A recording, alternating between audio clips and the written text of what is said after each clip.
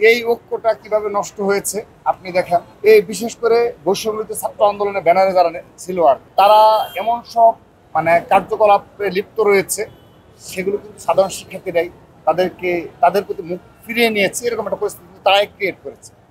এবং সর্বশেষ আপনি যদি ছাত্র শিবিরকে যদি বলে থাকেন, ছাত্র শিবির এখনো গুপ্ত রাজনীতি থেকে তারা বের হয়নি।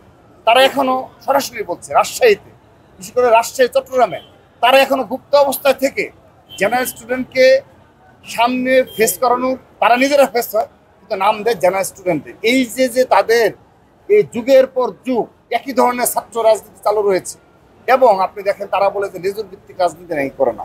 তারা কি হলো, তাদের যে নেতা এটিএম আজহার ইসলাম, তিনি কারামুক্তির পর এই যুদ্ধ অপরাধের দায়ে যে বা যারা মিছিল করেছে তাদের সরাসরি হামলা করল। সে তো জামাতের নেতা, সে তো শিবিরের নেতা না, সে সরাসরি হামলা করল। এটা তো কি প্রমাণ হয় যে শুধু লেজুর ভিত্তিক না, তারা হলো সরাসরি জামাতের অর্থ দ্বারা পরিচালিত সংগঠন।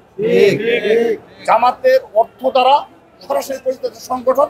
এবং তারা শুধুমাত্র জামাতের যে এজেন্ডা রয়েছে সেই এজেন্ডা বাস্তবায়নের জন্য তারা শতভাগ বদ্ধপরিকর এবং তারা বাধ্য। কারণ অর্থটা তো আসে আপনার সেখান থেকে, এখানে তার আর কোনো যাওয়ার অপশন নেই।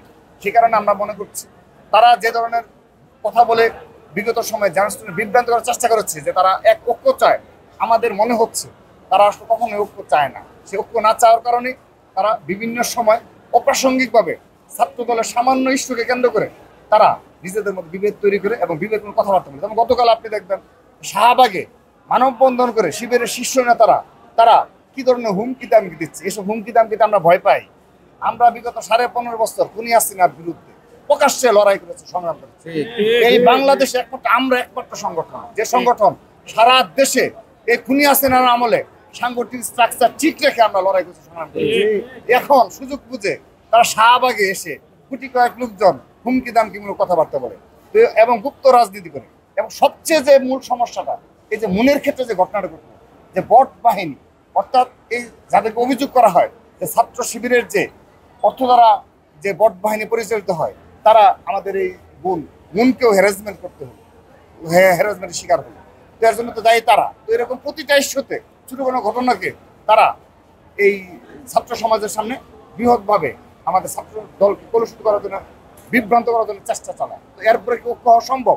এসব হুমকি দামকির পর কি ঐক্য হয়? সেজন্য আমরা আশা রাখবো তাদের যে গতানুগতিক ধারার অতীতের রাজনীতি, গুপ্ত সংগঠনমূলক রাজনীতি, সেখান থেকে তারা বের হয়ে আসবে। হুমকি দামকিমূলক যে রাজনীতি, রক কাটার যে কালচারের রাজনীতি, হামলার যেখানে তাদের অবস্থান থাকবে, সেখানে ছাত্রলীগের স্টাইলের যে ফেসিবাদের রাজনীতি, সেগুলো তারা পরিহার করে তারা একদম ধৈর্য সহনশীলভাবে সাধারণ শিক্ষার্থীদের মনোভাব বুঝে ছাত্র রাজনীতি করবে, সেই প্রত্যাশা রাখছে। তাহলে ঐক্য হবে। আমরা আমাদের মতামতের ক্ষেত্রে আমরা গণতান্ত্রিক প্রক্রিয়া আলোচনা করি, সেখানে ভিন্ন মত আসতে পারে, একটি সিদ্ধান্তে ভিন্ন মত আসতে পারে, একটা কর্মসূচির ক্ষেত্রে একটি ভিন্ন পন্থার পরামর্শ আসতে পারে। আমরা সেই আলোকে আমরা কর্মসূচিগুলো সাজাই। বিশেষ করে আমরা সুপার 5 রয়েছি, আমরা শীর্ষ নেতৃত্ব রয়েছে, কেন্দ্রীয় সংসদ, আমরা সেই আলোকে কর্মসূচি প্রণয়ন করি। সেক্ষেত্রে অবশ্যই তারা পরামর্শ দেবে, কিন্তু কখনো আজকের দিন পর্যন্ত আমাদের মাঝে কখনো বিভেদ হয়নি। আর যে বা যারা এই সোশ্যাল মিডিয়ার প্রপাগান্ডাকে ইস্যু করে নিউজ করে ভেবেছে ছাত্রদলের মাঝে বিভেদ হয়েছে, উল্লসিত হয়েছে একটি গোষ্ঠী, তাদের উদ্দেশ্যে বলছি ছাত্র দলে কখনো বিভেদ ছিল না, আগামীতেও কখনো বিভেদ থাকবে না ইনশাআল্লাহ। এটা আমরা নিশ্চয়তা দিচ্ছি। এবং আমাদের একজন কর্মীর মাঝেও যেন প্রতিযোগিতা থাকবে, নেতৃত্বের প্রতিযোগিতা, ভালো কাজ করে আমি ভালো লিডার হব। আমি এই দেশের জন্য এবং ছাত্র অতীতে যেমন রাজপথে থাকার ইচ্ছে ছিল, এখনো ভালো কাজের মাধ্যমে কিভাবে আরো ভালো লিডার হওয়া যায়, সেই প্রতিযোগিতা অবশ্যই নিজেদের মধ্যে থাকবে। তা আমাদের মাঝে এরকম কোনো প্রতিযোগিতা নেই। আমরা এক এবং ঐক্যবদ্ধভাবে বিগত 15.5 বছর যেভাবে খুনি হাসিনার চোখে চোখ রেখে কথা বলে আমরা রাজপথে ছিলাম, আগামীতেও একটি সাম্য ভিত্তিক ও মানবিক বাংলাদেশ বিনির্মাণে আমরা কাঁধে কাঁধ মিলে কাজ করে যাচ্ছি। ইনশাআল্লাহ আমরা একদিন কাজ করব।